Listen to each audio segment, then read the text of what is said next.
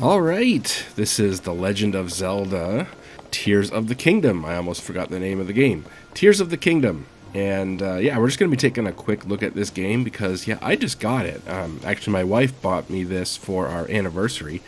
Totally wasn't expecting that. It was a huge surprise. So I guess I'm a little spoiled in that regard. But yeah, just getting into it, and initial impressions are pretty good.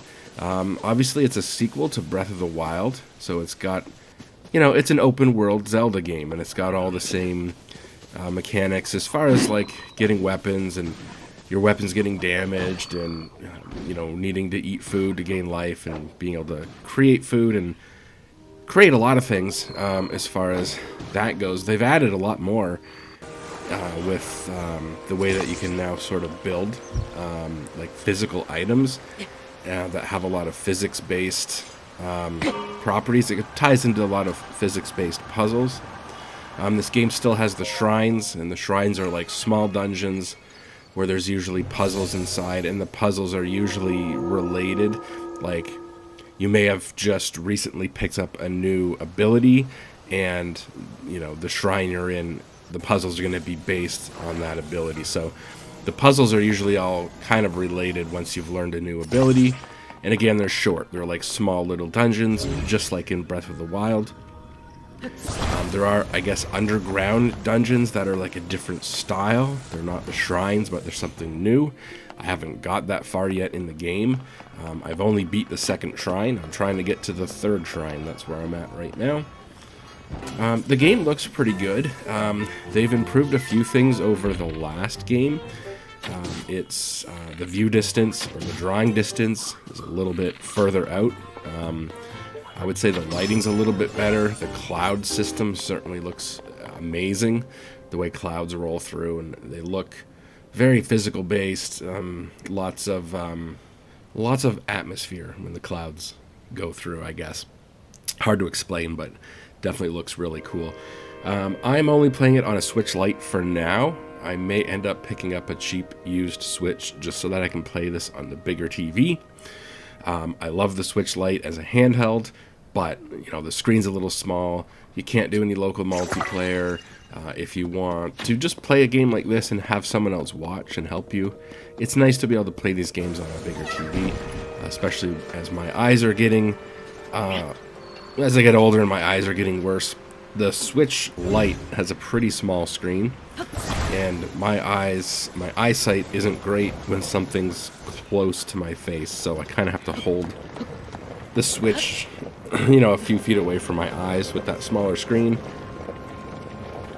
And yeah, it's fine, it's doable, but it's not like a super immersive experience.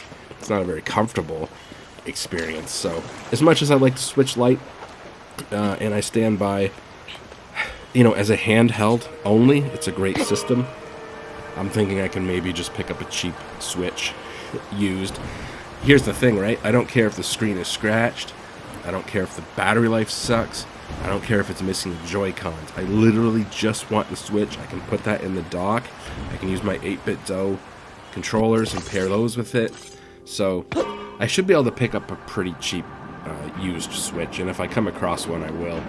Obviously, playing it on the Switch Lite, playing it on the Switch screen, in portable mode, you're getting 720p. The game runs at 30 frames per second, and I think it's a little more stable, maybe even than Breath of the Wild. It seems to be a fairly consistent 30 frames per second most of the time.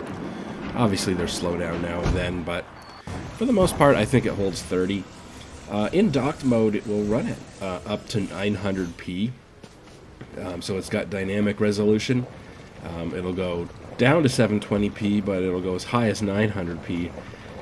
It also uses FSR to upscale to 1080p when you're in docked mode. So obviously, it's not going to look amazing on a big screen TV. No Switch game will. I mean, you're 1080p max. And in most cases, you're below 1080p. And again, here, even at 900p at the best of times, it's not going to look amazing.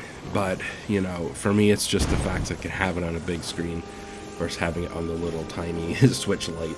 The biggest thing in this game that's changed, like I said, is probably the ability to build these like contraptions and boats and just all kinds of like mechanical things. And again, there's a lot of physics based puzzles involved with that, and that's pretty fun actually. So far, I've only had to build like a few, primitive sort of vehicles, and yeah, it's fun. It makes you feel like you've accomplished something. I had a little bit of a Jeremy Clarkson, like, I did a thing. I've done a thing! Moment, the first time I made a boat with a hook on it so I could get the boat to where it needed to go to, and then get the boat in the water, and, it's got the sail on it. But yeah, it makes you feel like you've accomplished something, and that's fun. So yeah, if that's the biggest change, great. There are obviously some other slight differences. Again, the way the shrines work. Obviously, the world is a little bit different because now you have like an upper world, and you have this lower world where you're it's more like you're in the earth, I think. Yeah, not sure. Not that far in the game yet, but so far, yeah, fairly impressed. It's cool. It looks great. They did improve the graphics a little bit. I would say this is pushing the Switch pretty much to the limits. It is really amazing what they can get out of that SoC. The nVidia Tegra. Very, very low powered, underpowered, really, SoC. So, I mean, the chips in even your cheap phones these days is probably more powerful than the Tegra, but nonetheless, it's very impressive what they are able to get out of it. This game does look pretty amazing, especially again on the small screen, and yeah, it runs fairly well most of the time. So kudos to Nintendo. They pulled it off, I think, and definitely a good last hurrah if this is the last major open world Zelda game on the Switch. And yeah, the fact you have such a huge open world game on the Switch in the first place is pretty cool. So anyways, like I said, just a quick look at this game. I'm not that far in it, so there you go.